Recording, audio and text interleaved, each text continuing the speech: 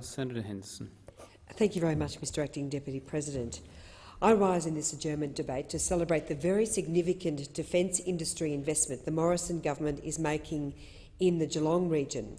The investment to build and sustain 30 self-propelled mobile howitzers, and to condemn the member for Corio, Mr Miles, for his continuing campaign against the most substantial defence manufacturing project to be based in our region.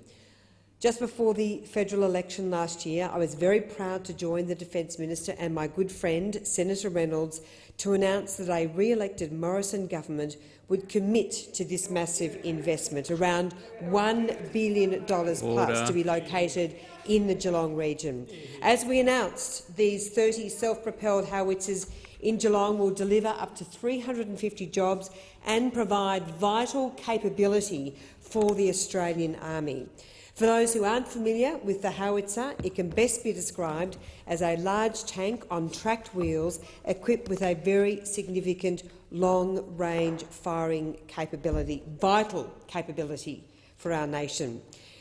Just last Saturday, the 22nd of February, the Geelong Advertiser published a front-page story entitled "Massive Misfire" with the subheading "Geelong Jobs Pledge a Patent Lie that mugged voters," says opposition.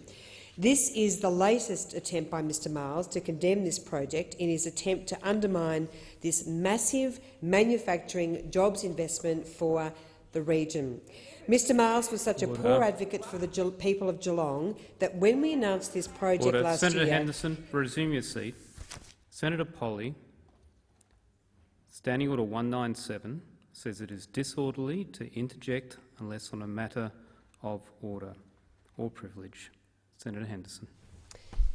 Mr Miles was such a poor advocate for the people of Geelong that when we announced this project last year, he determined this was not worthy of Labor's support. Of course, we should not be surprised. In 2012, when Labor was battling to contain its out-of-control spiral of debt and deficit, it was the Labor government which cancelled this project.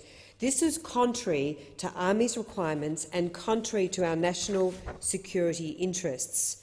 On the 3rd of May 2012, the then Prime Minister Julia Gillard announced dramatic defence cuts, including the cancellation of this project.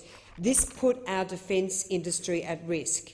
The then Chief of Army, Lieutenant General David Morrison, was questioned in Senate estimates, and he admitted the decision to instead acquire further towed guns, which have a limited range and place soldiers at much greater risk of being harmed, could expose Australian troops to danger on operations, as well, of course, as being less mobile and less capable than the self-propelled alternative.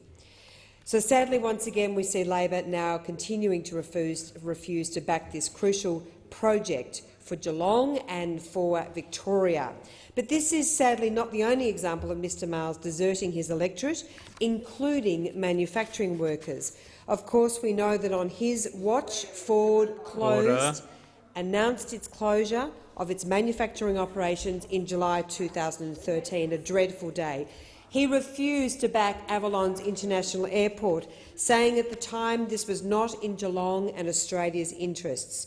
On Mr Miles's watch, in a city which depends so much on manufacturing, he smashed heavy industries with a job-destroying carbon tax. In the lead-up to last year's May election, he declared that the end of thermal coal exports would be a good thing, turning his back on Australia's 55,000 coal workers. He stood silent when there was an unlawful blockade by members of the AWU, which cost Viva Energy $20 million.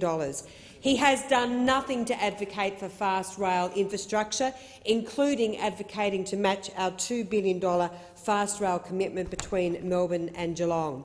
He backed at one stage the East-West Link, but then went silent when Premier Daniel Andrews cancelled that project, refusing to back this important, vital infrastructure project. He went silent when State Labor cancelled Bay West, a second port for Victoria. He fails to stand up for onshore conventional gas and the need to lift the moratorium in Victoria. He prevails over an electorate with one of the highest unemployment rates in the country, with no ideas to fix it. Order. Mr Miles is no friend of manufacturers, no friend of industry, no friend of farmers. I condemn his failure to celebrate our government's investments, including in one of the most important manufacturing projects and opportunities ever to come to Geelong. Thank you.